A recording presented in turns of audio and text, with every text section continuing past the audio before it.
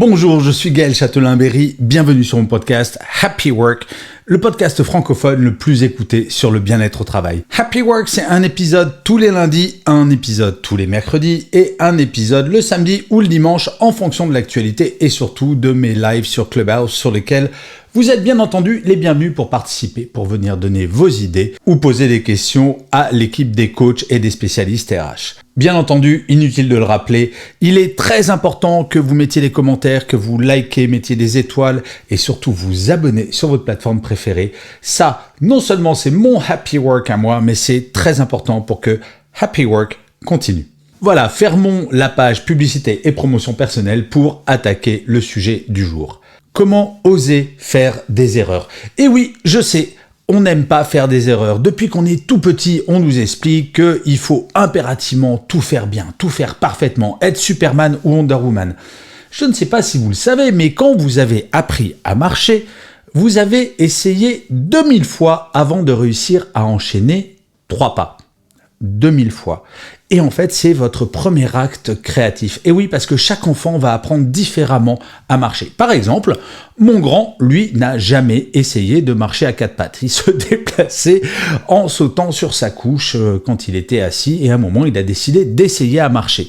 Et en fait, un enfant va tomber 2000 fois parce qu'à chaque chute, il va corriger une de ses erreurs pour, in fine, arriver à marcher.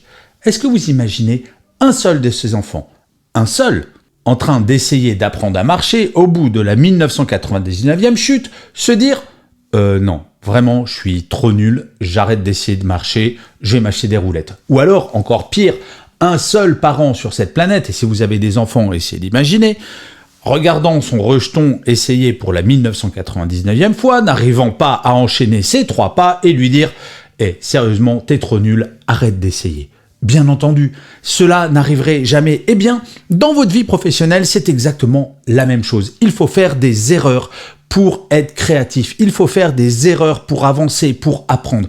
En entreprise, ce n'est pas l'erreur le problème, c'est la répétition de l'erreur.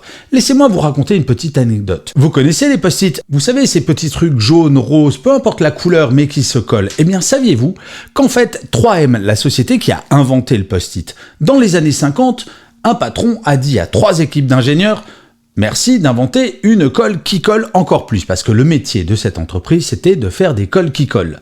Et au bout de quelques années et des millions de dollars investis, une des équipes d'ingénieurs invente une colle. Ouais, génial! Sauf que cette colle ne colle pas. Ils inventent la colle qui colle pas. Et donc là, le patron aurait très bien pu voir cette équipe et dire « Non mais attendez, nous on fait des colles qui collent, on vous demande d'inventer une colle qui colle encore mieux et vous nous inventez une colle qui colle pas. C'est quoi ce bazar ?» Et le patron aurait très bien pu licencier l'équipe. Sauf que il s'est dit « Mais c'est quand même intéressant une colle qui colle pas alors que nous on fait des colles qui collent. » Et quelques années plus tard, en fait, 3M a trouvé l'utilisation grâce à un petit papier sur lequel on mettait cette colle et ça permettait de le coller dans la Bible, parce que la Bible à l'époque était imprimée sur un papier très léger, sans déchirer les feuilles, on pouvait repositionner. Le post-it a été inventé grâce à une erreur. Mais au même titre, Christophe Colomb, si lui n'avait pas été une quiche internationale en astronomie, jamais il n'aurait trouvé les Amériques. Et oui, une erreur. Bref, oui, vos erreurs, c'est ça qui va vous faire avancer, qui va vous faire créer, qui va faire que vous allez apprendre. Pour apprendre à marcher, il faut se tromper. Alors vous allez me dire, oui, mais moi, mon patron, si je fais une erreur, il me tape dessus ou il me hurle dessus. Oui, cela peut arriver. Et c'est pour ça qu'il y a une méthode pour, si vous faites une erreur, présenter cette erreur. Étape 1, allez voir votre boss en disant « j'ai fait une erreur ». Mais en même temps, il ne faut pas juste venir voir son patron et dire « patron, j'ai fait une bêtise ». Là, ça risque de le braquer. Mais si vous allez le voir en disant « voilà, j'ai fait une bêtise », voilà pourquoi j'ai fait cette bêtise, voilà comment je corrige cette bêtise, voilà pourquoi cela ne se reproduira pas, et voilà ce que nous apprenons de cette erreur. En fait, il faut remettre l'erreur dans une perspective plus globale. Personne n'est parfait, même pas votre patron. Et il ne s'agit pas d'aller le voir en disant « non mais toi aussi t'es nul et moi j'ai le droit d'être nul ». Ce n'est pas l'idée, bien entendu. Mais en fait, juste de faire passer le message que, bah oui, vous êtes humain, vous pouvez faire des erreurs, mais vous apprenez de vos erreurs.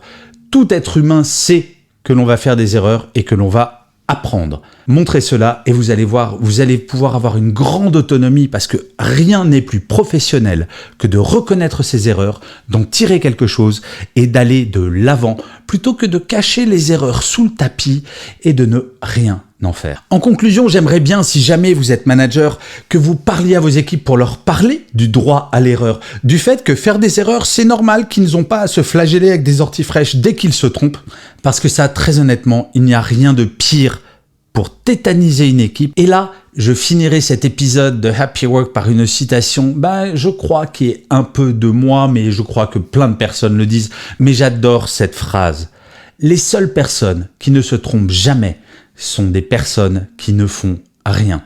Et oui, c'est une évidence, mais c'est tellement vrai. Si vous voulez jamais vous tromper, ne faites rien. Mais très honnêtement, quelle entreprise souhaiterait avoir quelqu'un qui ne fait jamais rien? Personne, on est bien d'accord. Donc, les amis, faites des erreurs et utilisez-les pour vous améliorer. Je vous remercie 1000 fois d'avoir écouté cet épisode de Happy Work ou de l'avoir regardé si vous êtes sur YouTube. Je vous dis rendez-vous au prochain et d'ici là, plus que jamais, prenez soin de vous.